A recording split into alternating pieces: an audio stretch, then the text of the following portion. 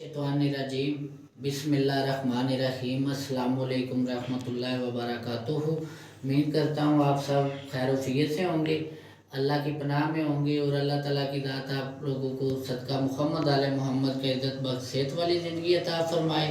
और जितने भी मोमिन मोमिनात दुनिया से पर्दा फरमा गए, अल्लाह ताला अपने नबी के सदके मुहम्मद आले मोहम्मद के सदके सब के जीरा पीरा गुनाह माफ़ फरमा के दर्जात बुलंदी फरमाए, आमीन या रब्बिल आलमीन।